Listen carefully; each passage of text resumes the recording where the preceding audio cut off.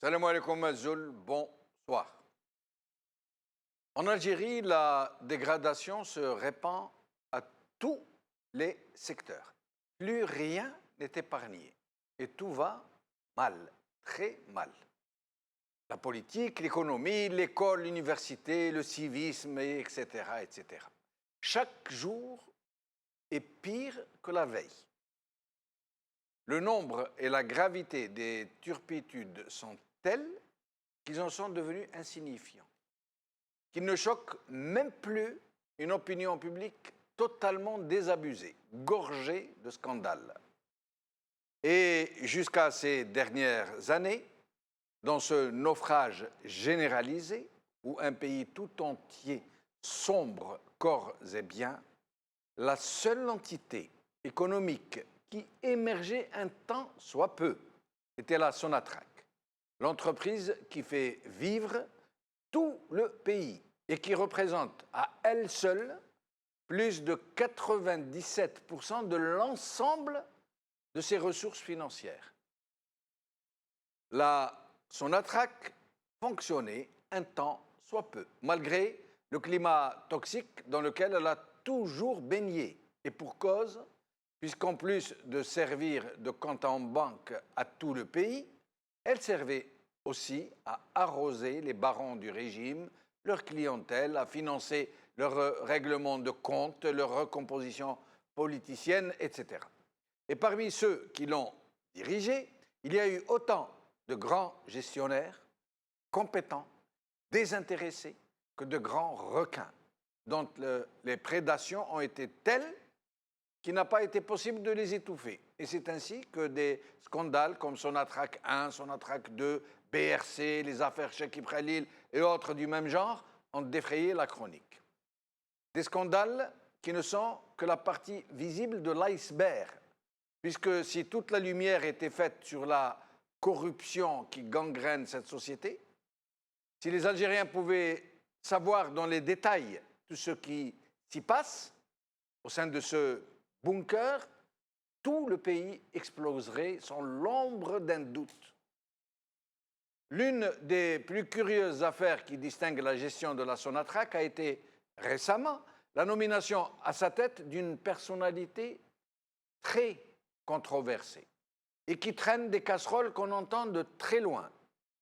Et pour cause, puisque c'est l'ancien PDG de la BRC, cette société qui avait été dissoute par le président de la République lui-même, de façon très précipitée, sans audit, puisqu'elle risquait de compromettre les plus grands barons du régime, y compris parmi les proches du président lui-même. Il ne fut cependant pas possible de soustraire son PDG, Abdelmomen Ould Qaddour, aux poursuites judiciaires. Celui-ci fut condamné à une peine infamante par un tribunal militaire pour haute trahison, entre autres griefs. Mais en plus d'être élargi avant même d'avoir fait toute sa peine de prison, il allait être bombardé PDG de Sonatrach, sans autre forme d'explication, et sans même avoir été blanchi de façon judiciaire. Et curieusement, comme si quelque part des forces tapies dans l'ombre cherchaient à accélérer le processus de dégradation généralisée de ce malheureux pays, le nouveau PDG de Sonatrach n'en finit plus de se distinguer dans des sorties publiques très excentriques, pour le moins que nous puissions dire. Des sorties qui procèdent d'une communication dont personne ne comprend les motivations. On aurait voulu noircir le peu qui reste de crédibilité dans cette entreprise qu'on n'aurait pas mieux fait. Et cerise sur le gâteau, si on peut dire, aura été l'annonce de l'achat par Sonatrach d'une vieille raffinerie dont ExxonMobil voulait absolument se débarrasser, une raffinerie qui se trouve en Sicile, qui pose de nombreux problèmes, dont celui de la pollution de l'environnement, entre de nombreux autres. Mais pas seulement, donc, puisque beaucoup d'experts se disent révulsés par cette acquisition dont ils disent qu'elle est juste inexplicable. Aujourd'hui, Algérie Focus, Sonatrach se vide de ses cadres. Plus de 10 000 d'entre eux sont partis ces dernières années. Par Elias Nour. Bourse des aides, Italie. Sonatrach achète une raffinerie qui a l'âge de son PDG. Sonatrach a annoncé avoir acquis une raffinerie construite en 1948 par la rédaction. Al-Watan, raffinerie d'Augusta. Les fausses notes d'un rachat par Rima Maria Ben Yacoub. Sonatrach, une acquisition et des questions. Avec moi ici sur le plateau pour en parler, Brahim Younsi, ancien cadre du MDA. Merci Brahim Younsi d'être avec nous. Merci à vous, merci pour l'invitation. Bonsoir aux téléspectateurs. Merci. Au téléphone, nous avons avec nous Farhat Aitali, expert financier. Merci Farhat Aitali d'être avec nous. Merci à vous, bonsoir Jamal. Merci. Alors Brahim Younsi, dans les milieux du PDG de Sonatrach, M. Ould Qaddour, on se réjouit de cette acquisition de la raffinerie d'Augusta et on clame haut et fort, jusque dans la presse, que c'est l'affaire du siècle. À votre avis? C'est ce que j'ai entendu et c'est ce que j'ai lu. Oui. Bon. Bien sûr, nous ne connaissons pas le dossier dans ses profondeurs. Nous n'en savons, en tout cas, moi je n'en sais que ce que la presse rapporte. Oui. Et je lis les experts, et notamment les experts de Sonatrach, mais aussi les autres. Oui. Mais aussi les autres. Je crois que, sincèrement, et vous avez appuyé sur cette question-là, sur cette particularité. Si la personnalité de M. Ould Qaddour et son passé, je crois, sont j'allais dire, les responsables, quelque part, de la tournure que prend l'achat de la raffinerie d'Augusta. Parce qu'il a son passé, le passé qui est le sien. Lui-même dit, j'ai un CV très lourd. Voilà. Hein, c'est ce qu'il dit en plaisantant, bien sûr. On ne peut que se poser des questions et avoir des suspicions. Parce qu'il a ce passé lourd et voire très lourd. Voilà le problème. Quant à... Des suspicions, c'est-à-dire que la transaction serait entachée de pots de vin, qu'on l'aurait payé pour acheter lui ou ceux qui sont derrière lui, bien sûr. Voilà. Donc, on ne peut que y penser. Supposer cela. Et le supposer. On ne peut que le supposer. C'est donc pour vous une mauvaise affaire? Écoutez, quand on lit les experts qui ne sont pas impliqués dans la négociation et qui n'appartiennent pas à Sonatrach, c'est une très mauvaise affaire. Et Farhat Aitali, que j'ai lu, dit que c'est une mauvaise affaire et il donne les raisons financières. Oui. Financières. Pourquoi est-ce une mauvaise affaire? Ceci étant, je crois que cette affaire n'aurait pas fait couler autant d'encre si elle avait été négociée, traitée par le prédécesseur de M. Ould Qaddour, M. Mazoussi. Oui. Parce qu'il avait une aura de compétence et d'honnêteté. Absolument. On disait de lui qu'il était très intègre. Absolument. Donc, je crois que les choses se seraient passées de façon différente.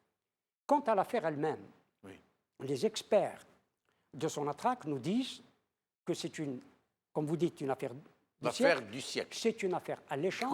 Comme vous l'avez dit de l'autoroute, que c'était le projet du siècle. Tout à fait. Une affaire très bénéfique à Sonatrach, donc à l'Algérie. Cette raffinerie, son investissement où elle ne coûterait que 700 millions de dollars, et qu'elle a une capacité de raffinage de 10 millions de tonnes, certains disent un peu moins. Un peu moins, 9, 8, ça dépend. 10 millions de tonnes. 10 millions de tonnes. 10 millions de tonnes de brut par an, et pour 180 000 barils jour. 180 000 barils jour. Alors que quand on compare, par exemple, avec la raffinerie de Jubail, qui a coûté... En Arabie Saoudite. Qui a coûté 12 milliards de dollars. D'accord, 12 milliards. 12 milliards. Ça veut dire plus de 15 fois. Voilà, 12 milliards de dollars. D'accord. Et dans la capacité de raffinage serait ou est de 20 millions de tonnes. C'est-à-dire le double de... Au moins le double. Le double, au moins le double.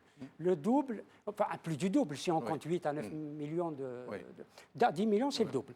Et ça veut dire, on se dit, si ça coûtait aussi cher, mais je présume qu'elle était neuve, qu'elle avait beaucoup de capacités, qu'elle n'avait pas des surcoûts cachés. Tout à fait.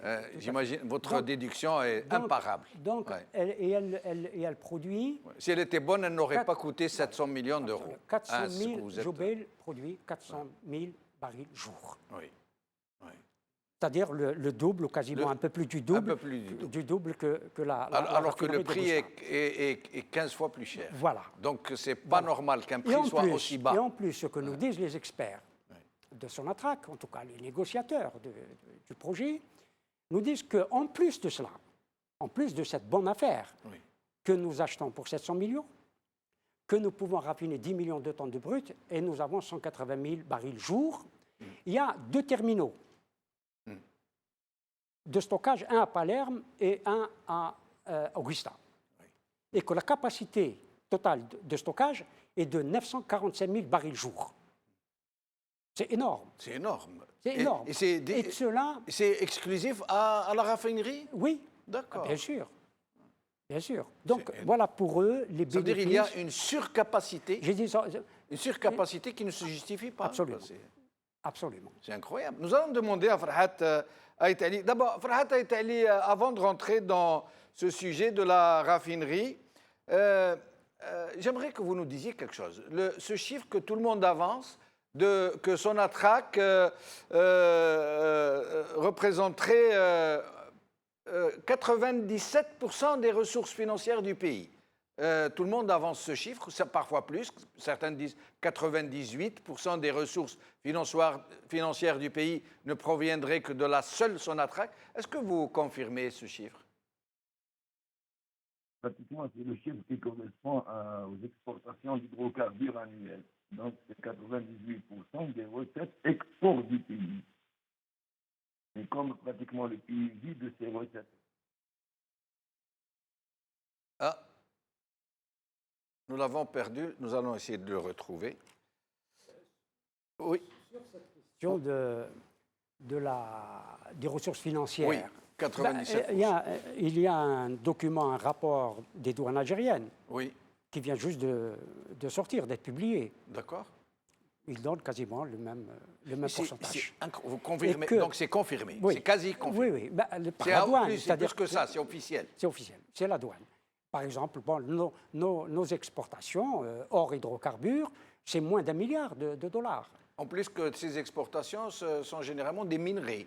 Et en plus, des minerais, il commence à y avoir des produits manufacturés, des produits agricoles. Avant de revenir sur ce sujet, mais c'est énormissime. Un pays qui a une monoressource dans le vrai sens du terme, qui ne vit que de ça, rien d'autre. Oui, c'est incroyable. Et là, c'est là où le problème se pose. C'est parce qu'il y a cette monoressource et tout le monde vit sur cette monoressource. Bon, moi, je ne l'assimile pas de la rente, mais c'est une monoressource, certes.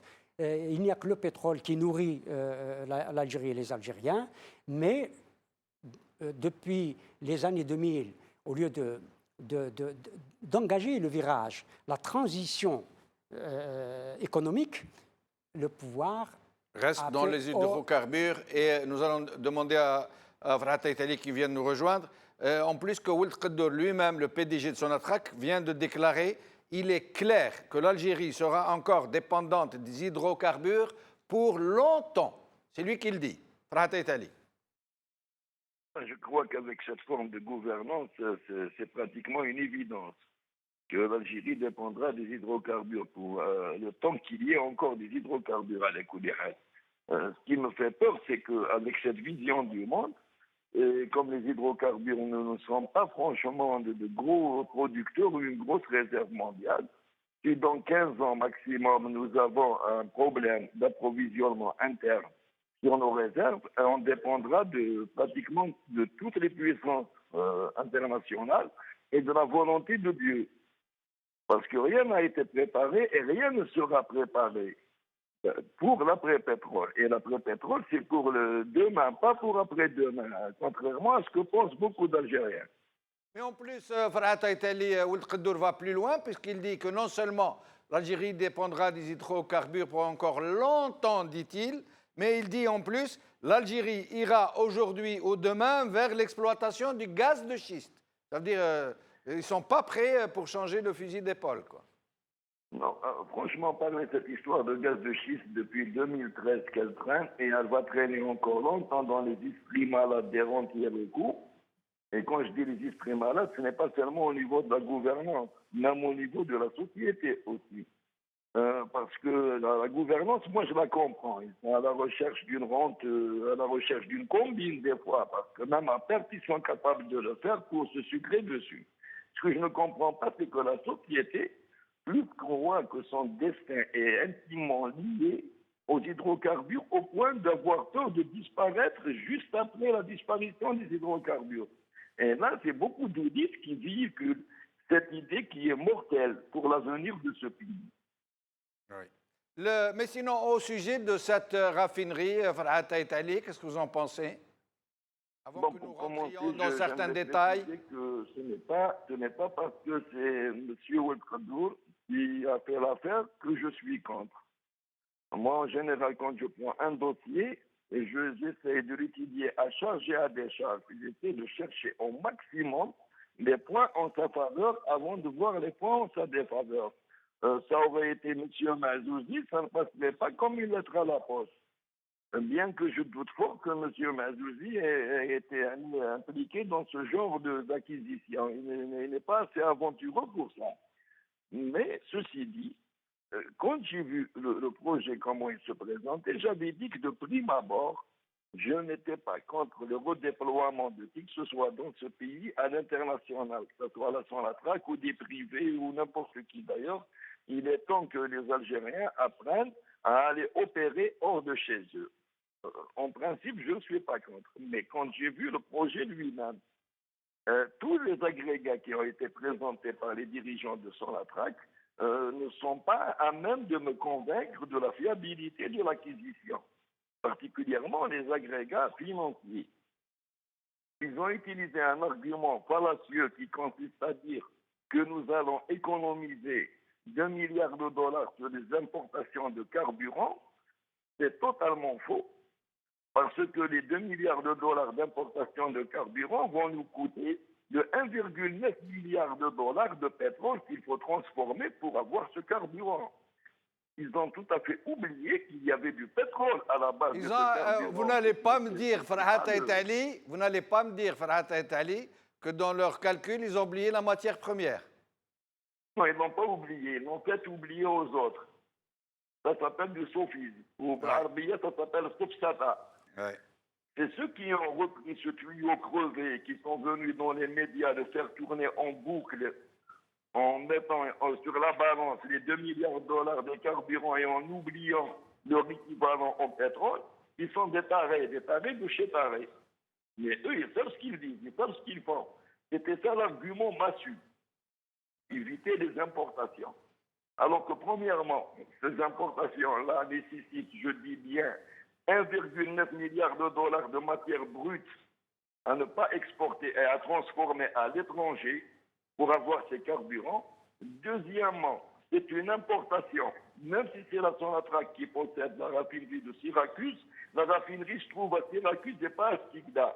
Pour les autorités italiennes, c'est une importation de brut et une exportation de produits finis. Ouais. Ils prélèvent tout ce qu'il faut comme charge et taxes dessus. Donc ça revient toujours en même. Troisièmement, les quantités qui vont être rapatriées en Algérie en carburant, leur brut, il faudra lui payer nous-mêmes le transport. Pardon, Farhat Aitali, une question de profane, excusez-moi. Vous êtes en train de nous dire que l'Algérie, même si cette raffinerie appartient à l'Algérie, l'Algérie va continuer à acheter ce pétrole, va l'importer en devise sonnante et trébuchante? Mais d'après vous, le Renault qui est à Ouattilidat, il est français? Et pourquoi la symbole, elle est algérienne et le carburant, il est algérien aussi, alors qu'il est en Italie? C'est quoi cette logique qui consiste à algérianiser dans tous les sens? D'accord. Il y a un droit international, il y a des règles douanières.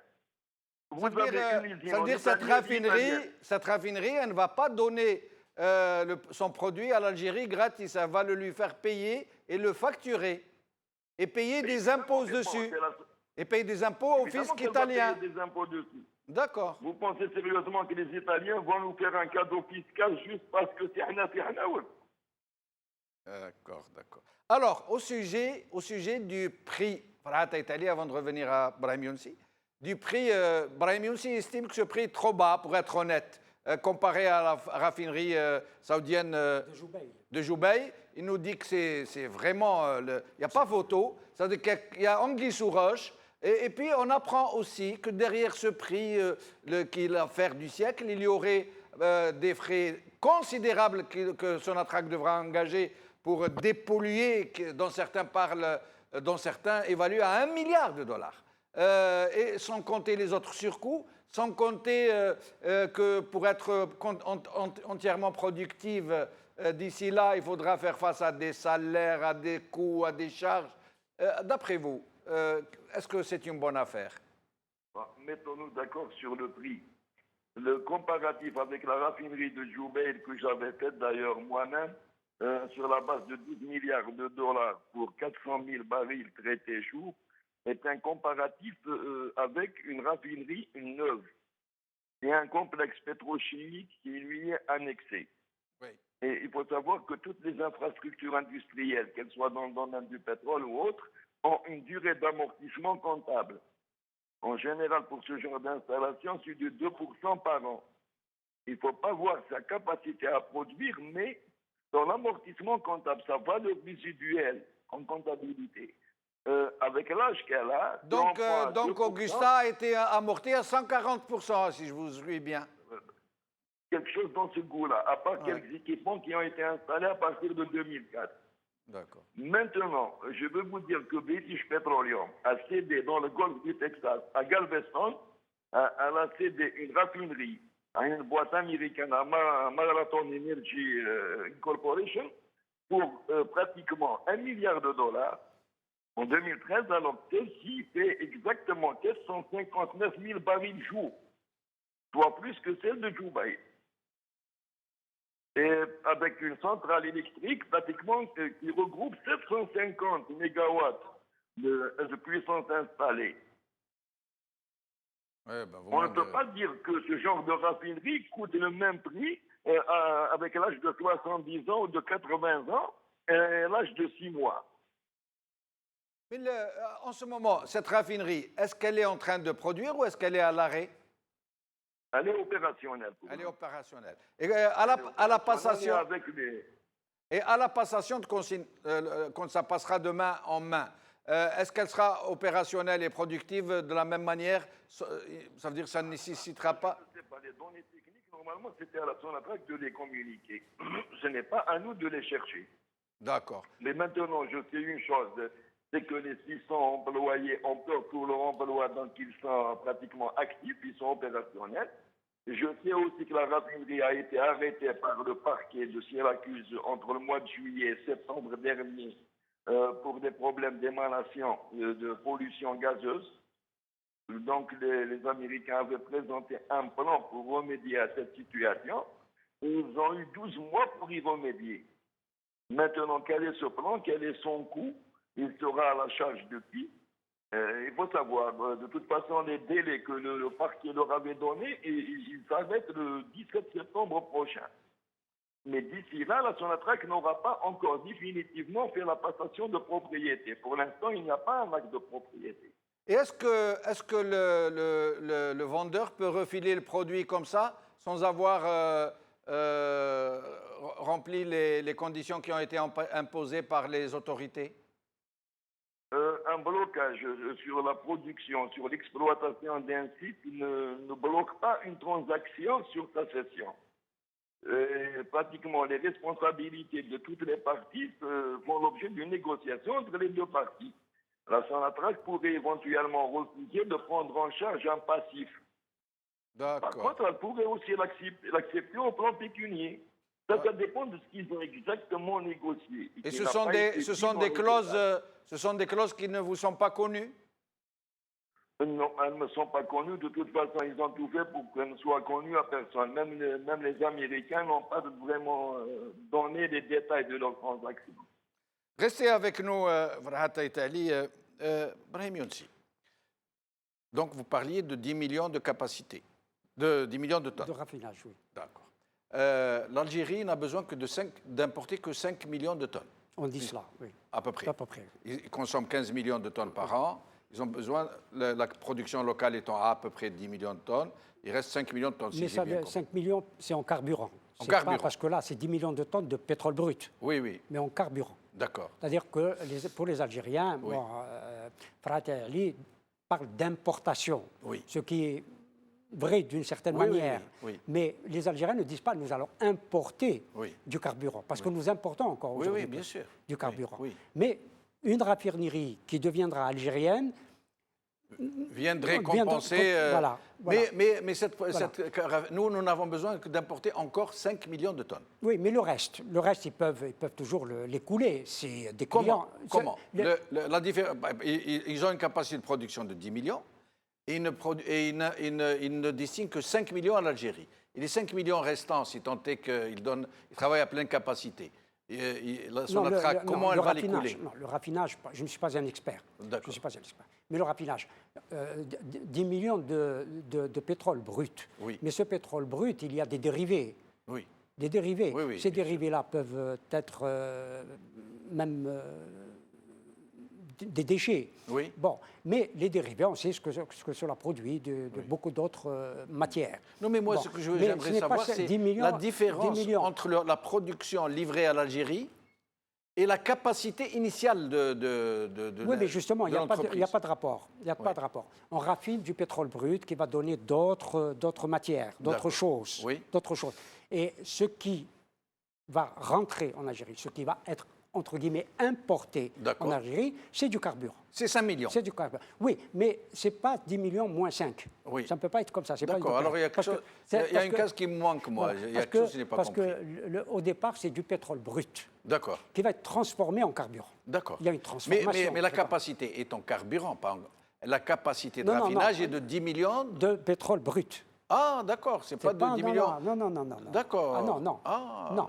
d'accord. Non. Eh ben, nous allons encore demander à Farhat Itali tout à l'heure. Mais sinon. Mais le problème, Oui. bon, vous l'avez posé, et Oui. Farhat Itali l'a posé aussi. Il y a, bien sûr, cette raffinerie d'Augusta a beaucoup de défauts. Oui. De défauts que nous connaissons, que n'importe qui connaît. Qui sont notoires. Notoires. Ouais. Donc, gros problème de pollution. L'âge. Tout le monde l'a dit, 70 ans, sinon plus, l'âge. Et vous venez de le dire, elle pose d'énormes problèmes. Depuis 2008, il y a eu plusieurs accidents Tout à fait. et plusieurs sinistres, à des fait. incendies, qui ont nécessité la fermeture ou l'arrêt Tout à fait. de la production et qui ont posé de grands problèmes Tout à fait. soulevés par les autorités locales. Et là, ça pose beaucoup de problèmes sur le plan de l'environnement. Oui. Et la question est en train d'être posée. Oui. Et ExxonMobil a toujours triché sur le problème qu'elle provoque dans l'environnement. de la pollution que produisent ses propres raffineries, et notamment celle d'Augusta. Et il a toujours essayé de dire que le réchauffement climatique est un réchauffement naturel qui ne provient pas des pollutions que ces raffineries entraînent, etc. Oui. Et si cette raffinerie était une aussi bonne affaire, nous sommes dans le monde des affaires, si c'était une aussi bonne affaire, pourquoi ExxonMobil s'en débarrasserait-il? Pourquoi en ferait-il élémentaire. Pourquoi en ferait-il un cadeau? Ferait-il un cadeau à l'Algérie, à Sonatrach? Pour quelle raison? À un prix aussi dérisoire, j'allais dire. Est-ce que c'est pour des raisons financières? Est-ce pour des raisons politiques? Est-ce pour passer la patate chaude? Peut-être, mais ce que l'on ne dit pas, certains experts le disent, et je crois même que Farhat Itali l'avait induit et dit dans ce qu'il a écrit, ce que j'ai lu. Si je lui prête peut-être quelque chose qu'il n'a pas écrit, c'est qu'il faut 2 milliards d'investissement pour mettre cette raffinerie d'Augusta aux normes. 2 milliards. 2 milliards. Ça veut dire que ça va la ramener à 3 milliards. Le coût déjà comme ça. Voilà. Donc il faut On va mettre poser 2 la milliards. question, là. 2 milliards pour la mettre aux normes, ou tenter de la mettre aux normes. Mais le Moi, j'ai pire- entendu dire 1 milliard de dollars. Moi, j'ai lu 2 milliards. D'accord. Bon, il le dira. Bon.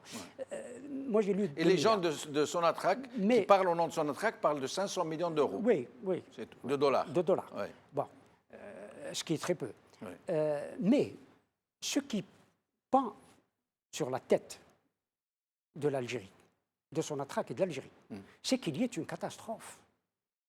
Ce n'est pas exclu, et pas seulement les retombées environnementales. Mais il peut y avoir des catastrophes qui peuvent impliquer des vies humaines. Et cela, et en bon, Sicile, en plus. hein, Bien sûr, c'est des supputations. Nous ne Oui, connaissons oui. pas le dossier dans ses détails. oui.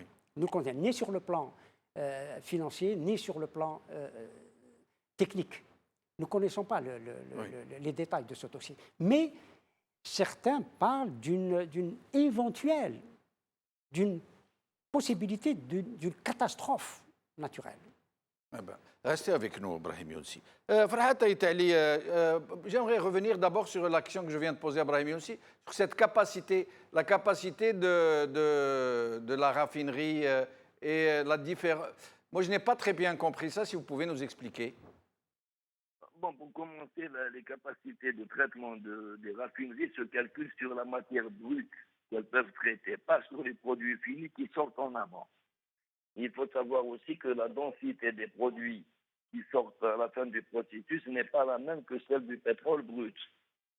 Donc il y a des produits plus légers, des produits plus lourds. Globalement, c'est pratiquement 10 millions de tonnes qui en ressortent, mais ce n'est pas en même volume. Donc si nous importons pour 3 millions de tonnes de carburant, c'est ce qu'on a importé en 2016, c'est les dernières données que nous avons, il faut compter à peu près 4 millions de tonnes de pétrole brut à traiter pour déboucher sur 75% de carburant en mix entre essence, gasoil et kérosène aérien, fuel aérien. Donc à partir de là, il faut se dire que nous devons exporter vers l'Italie les 4 millions de tonnes de pétrole pour essayer de récupérer 3 millions de tonnes de carburant. Mais pour le reste, ça peut être vendu sur place si on l'a fait tourner à sa pleine capacité. Les carburants se vendent à Rotterdam en spot. Il y a une bourse du carburant. Le problème ne se posera pas en termes de commercialisation. Maintenant, pour les autres produits, il y a un peu de tout. Il y a des lubrifiants, c'est une petite quantité. En général, ça donne en huile de lubrification à peu près 2% du volume global traité. Et il y a le nafta qui sert aussi à être recyclé en fuel lourd, qui sert à être recyclé en produits pétrochimiques. Et il y a 25% de résidus en tout genre. Il y a même le coke de pétrole. Il y a les roches sédimentaires qui restent. Ça devient une sorte de charbon. C'est un combustible, une sorte de biomasse. Et ça se vend aussi sur le marché international. Le problème n'est pas un problème de commercialisation. Le problème, c'est un problème de marge. Que peut-on glaner comme marge sur une opération de transformation de 10 millions de tonnes par an? Rien du tout. Les gens de Sonatrach parlent d'un bénéfice net global par année de 185 millions de dollars. Auquel, personnellement, moi, je ne crois pas. Parce que j'ai d'autres tables de calcul pour ce qui est du bénéfice à tirer d'un baril de pétrole, surtout de la marge brute. Plus le pétrole est cher, moins il y a de marge brute. Pour pouvoir tirer d'un baril 8 dollars, il faudrait que le pétrole ne dépasse pas les 40 dollars. À 110 dollars, on n'en tire pas plus de 4. Je parle de marge brute. À partir de là, il va falloir payer les salariés, payer l'entretien, la maintenance, on fait toute la charge d'exploitation de la raffinerie. Qu'est-ce qui peut bien rester? Sur 8 millions de tonnes, c'est 63 millions de barils. Sur 10 millions, il faut compter à peu près 80 millions de barils.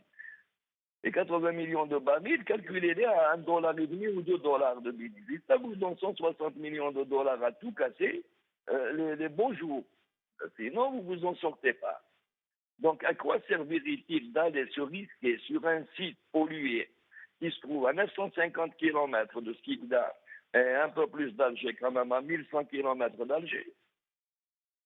pour aller s'enquiquiner pour 100 millions de dollars à gratouiller par année. Et dans le meilleur des cas, est-ce que, à supposer que cette raffinerie va bien fonctionner, bien rapporter, est-ce qu'elle ne serait pas contre-productive pour les projets d'installation de raffineries locales? Normalement, ils ont dit qu'ils n'avaient pas abandonné les projets de raffinerie locale, sauf celui de Tiaret qui traîne depuis 2004 avec plein de problèmes de retour en arrière. Mais pour le reste, le PDG avait annoncé hier que Hassim Saoud était en cours pour l'appel d'offres, que ces vergines étaient bientôt finies. Enfin, ça c'est la même littérature depuis 10 ans. Hein. Mais bon, à supposer qu'ils arrivent à réaliser ce qu'ils ont promis, donc la raffinerie n'a pas pour but de court-circuiter les raffineries locales comme présenté initialement, mais c'est un plus. Maintenant, ils ont changé de musique, ils la présentent comme étant une sorte de déploiement de l'Algérie et de la Sonatrach à l'international. Parce qu'au départ, ce qu'ils disaient, c'était que c'était une meilleure affaire que de construire des raffineries localement. Ils avaient tablé sur deux arguments clés. Les économies sur les importations d'hydrocarbures en oubliant le pétrole, et les économies par rapport à ce que nous coûterait la réalisation de raffineries. Donc, ils ont calculé à peu près que la même raffinerie nous coûterait dans 4 à 5 milliards de dollars. Donc, si on en fait deux comme ça, c'est 10 milliards de dollars. Autant sont tenir à l'italienne. Comme l'argument n'a pas tellement été persuasif, ils sont revenus hier dans une conférence de presse à déclarer que non, le programme de raffinage local n'était pas remis en cause, mais que la raffinerie devait servir de relais et aussi présenter un plus à l'international une fois que les capacités locales seraient suffisantes pour le marché local. Donc on a changé de stratégie en l'espace de 10 jours. Et au sujet du coût de raffinage, on parle d'un coût de raffinage de 15 dollars le baril. Vous avez entendu parler de ce chiffre? En tout cas, personne en Europe n'a jamais réalisé une marge de 15 dollars le baril. Une marge de 15 dollars le baril, quand Non, je pas parle la de marge, marge, il y a pas la les marge. bénéfices. Pas la marge, Frata Italie, le coût de raffinage. Écoutez, c'est à partir de la valeur ajoutée qu'on prend les coûts, qu'on Oui. soustrait les coûts. Ça veut dire que la valeur ajoutée est supérieure au coût de raffinage. Les coûts de raffinage, c'est des charges d'exploitation qu'on soustrait de la valeur ajoutée. Moi, là, je vous parle de valeur ajoutée. Je vous dis qu'en Europe, une tonne de pétrole qui représente à peu près 7,6 barils ne rapporte pas plus de 50 dollars la tonne de marge brute, de valeur ajoutée, quand le pétrole est au plus bas. Et des fois, elle descend jusqu'à 18 dollars quand le pétrole est au plus haut. Quand vous divisez ça par 7,6 barils, 50 dollars en les divisant par 7,6, on se retrouve à 8 dollars. On ne se retrouve pas à 15 dollars. D'accord, restez avec nous, Frata Italie. Brahim Younsi, pour en revenir à Sonatrach, M. Oudrado, le PDG, a annoncé qu'au cours de ces 2 dernières années, puis il s'est ravisé, il a dit au cours de ces 3 dernières années, il a fait 2 déclarations pas contradictoires, mais pas les mêmes, où il a dit 10 000 cadres, il a parlé de cadres, hein, 10 000 cadres de Sonatrach ont quitté l'entreprise, pour des raisons, et d'autres, et surtout, pour des raisons de sécurité. Ils avaient peur, plus personne n'avait envie de signer quoi que ce soit, ils avaient tous peur de partir en prison. 10 000 cadres? C'est le chiffre qui... C'est incroyable. Oui, c'est le chiffre qui est avancé. Oui. C'est incroyable. C'est Ça incroyable. suppose un gros malaise. Oui, mais on ne peut que comprendre les gens qui partent. Parce qu'effectivement, vous risquez la prison à toutes les minutes. Oui. Quand vous êtes un responsable de Sonatrach, et on l'a vu tout au long... Au moment où les gros pontes ne risquent pas la prison, eux. Tout au long de ces dernières années. C'est un certain nombre de responsables, de hauts responsables de Sonatrach qui ont été impliqués dans des affaires et qui ont été emprisonnés, condamnés et emprisonnés. Oui. Mais il y a autre chose aussi, et Oudrado l'avait dit quand il est arrivé, oui, qu'il fallait restructurer, réorganiser Sonatrach. Et cette restructuration a, bien entendu, fait que beaucoup de cadres aussi ont été liquidés. D'accord. Ça veut dire remercier. Oui. On a dégraissé le mammouth. On a dégraissé le mammouth, si vous voulez, pour reprendre l'expression. Parce qu'il y a une restructuration. Mais cette restructuration se fait par le chômage. Par le chômage et le renvoi d'un certain nombre de Il y a cadres. beaucoup de cadres de Sonatrach aussi qui sont attirés par les pays du Golfe. Oui, mais c'est ça aussi parce qu'ils quittent le REP. Ça veut dire de meilleurs salaires pour une meilleure situation. Et peut-être moins de risques. Ouais. Et peut-être moins de Moins risques. de risques, oui. Peut-être moins de risques. Mais le problème, c'est que Sonatrach est une entreprise de l'État. Oui. Alors que l'Algérie souffre d'un taux de chômage très élevé. Oui. Et que l'État permette à Sonatrach de dégraisser, de licencier des travailleurs, cadres et non cadres, Oui. pour une éventuelle restructuration de l'entreprise. Cela ne se fait ou ne se ferait que dans les entreprises privées qui veulent donner de la marge, veulent se donner de la marge et faire distribuer des dividendes à leurs actionnaires. Ouais, absolument. À leurs actionnaires. Or, Sonatrach, le seul actionnaire, si j'ose dire, c'est l'État. Le propriétaire, c'est l'État. Donc, comment est-ce que l'État, et on n'entend pas le ministre du Travail dénoncer... ni l'UJTA, ni le syndicat principal et quasi exclusif. Alors qu'il y a eu des contestations, il y a eu des manifestations des travailleurs de Sonatrach. Oui.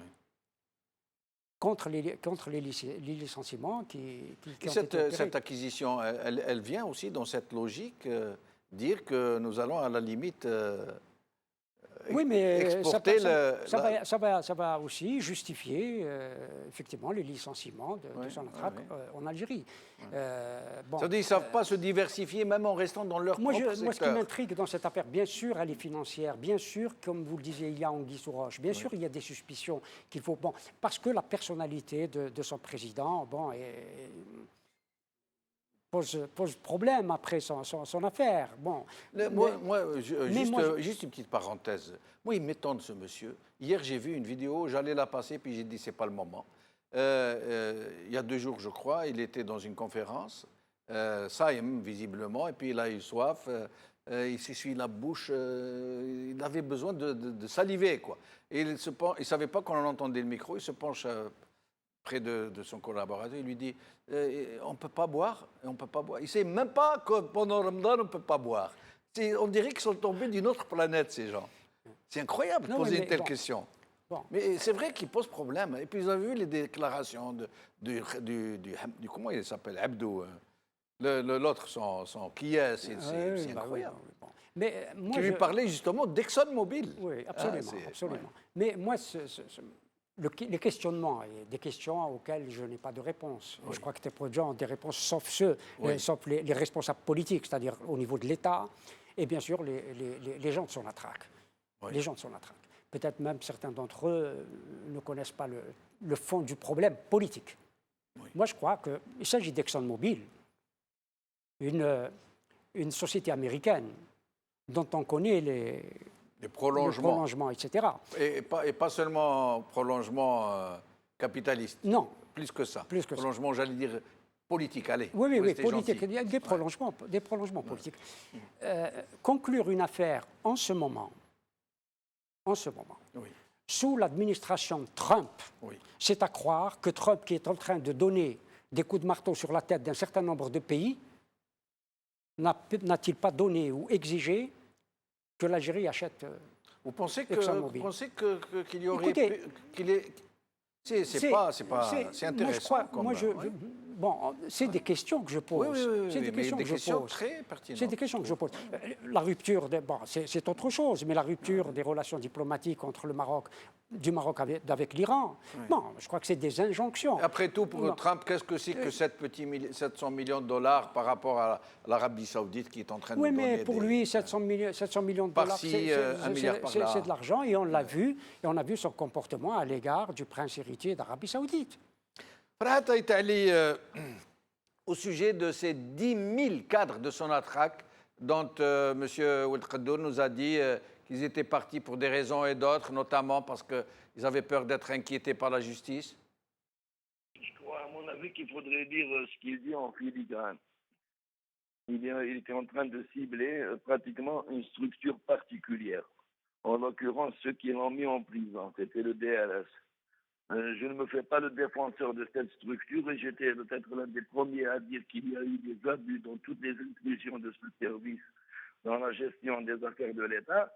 Mais ceci dit, dire que 10 000 personnes ont quitté la Sonatrach parce qu'ils étaient terrorisés par ce service est une hérésie. Le gros des cadres qui sont partis n'est pas parti ces 2 dernières années et il est parti depuis 10 ans, peut-être au moins. Et le gros de ces cadres, c'est des techniciens de forage, surtout les gens du forage, les superviseurs, les foreurs, la maintenance sur les sites. Ces gens-là, beaucoup de compagnies dignes de ce nom leur ont offert des salaires qui font 20 fois leurs salaires locaux, sans aucune contrainte et sans aucun mépris de la part des bureaucrates qui traînent près de la piscine Kahidra. Voilà le problème qui s'est posé. J'ai un voisin parmi eux, j'ai beaucoup d'amis parmi eux qui sont partis au Moyen-Orient, qui sont partis en Occident, même que le voisin, il est revenu opéré pour le compte de la Sonatrach à travers une société omanaise qui prétendait avoir des compétences dans le forage horizontal et que les gens de Sonatrach ont ramené. Mais c'est l'ingénieur algérien qui est revenu, alors qu'il est parti avec 70 000 dinars. Voilà ce qui s'est passé au niveau de la Sonatrach. Ce n'est pas la peur de signer qui a fait fuir les gens, parce que qui signe à la Sonatrach, ils ne signent pas quand ils ont peur, mais ils ont leur salaire, c'est des carriéristes. Ceux qui quittent la Sonatrach, c'est ceux qui sont venus faire leur métier de pétrolier et qui se sont retrouvés dans un piège bureaucratique. Il y a 3 fois plus de salariés que British Petroleum, 2 fois plus qu'Aramco, pour 10 fois moins de production que l'Arabie Saoudite. Et ça, personne ne pourra y changer quelque chose, ni Ould Qaddour, ni personne d'autre. Au sujet de... Pour finir cette émission, j'aimerais que vous nous disiez un peu ce que vous pensez du retour de M. Ould Qaddour, non pas seulement dans une autre société, mais à Sonatrach, la plus grosse entreprise du pays, la seule, j'allais dire. Comment expliquez-vous ça, Farhat Aitali? Franchement, quand il est arrivé, je ne voyais pas ça d'un mauvais œil. Parce qu'à la limite, la Sonatrach, qu'elle soit dirigée de manière bureaucratique ou qu'elle soit dirigée de manière cavalière, ça revient au même. Ce qui était important, c'était de voir où chacun voulait en venir exactement. Le passif qu'il traîne, ce que vous appelez son CV, ce que lui-même appelle un CV chargé, en l'occurrence de la fameuse condamnation de 2007, moi j'ai lu le jugement, je suis resté ébahi devant le jugement, hein, parce que quelqu'un qui vous dit تسريب وثيقة يعني سرية بدون قصد الخيانة. Quelque chose de bizarre, disons que c'est une négligence matérielle, une négligence professionnelle qui a fini en prison. Donc eux-mêmes ne voulaient pas trop le surcharger. Ils l'ont pratiquement mis en tôle pour, je sais pas, je crois 24 mois, ils l'ont libéré. Moi, ces CV-là ne m'intéressent pas, parce qu'à partir du moment qu'on conteste la vision de tout un système, on ne peut pas saucissonner ces cheminements et considérer que certaines de ces accusations sont vraies et fondées et que d'autres ne le sont pas. Merci. Moi, je me suis toujours méfié des procédures qui sont passées contre ou pour quelqu'un. Merci, Mais Farhat. maintenant que je vois sa manière de gérer, elle ne me revient pas du tout. Merci, Farhat Aitali. Restez avec nous jusqu'à la fin de l'émission. Brahim Younsi, dernière question. Qu'est-ce que vous pensez de ce retour de Ould Qaddour à la tête de Sonatrach? C'est une énigme pour moi. C'est Pour une tout le énigme. monde. Oui. Pour moi, quelqu'un qui a été condamné pour À les une peine faits, infamante pour et les qui n'a pas faits- été blanchi. pour les faits qu'on lui a, Que ce soit un règlement de pour compte ou lesquels non. il a hein. été, Oui. les faits pour lesquels il a été condamné, extrêmement graves, et qui reviennent au plus haut niveau.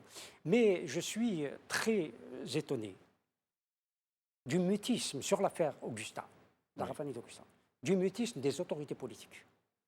Nous n'avons pas entendu, en tout cas moi je n'ai pas entendu, peut-être cela m'a échappé. Mais vous pensez bien, Brahim Younsi, que sans l'aval de ces autorités, M.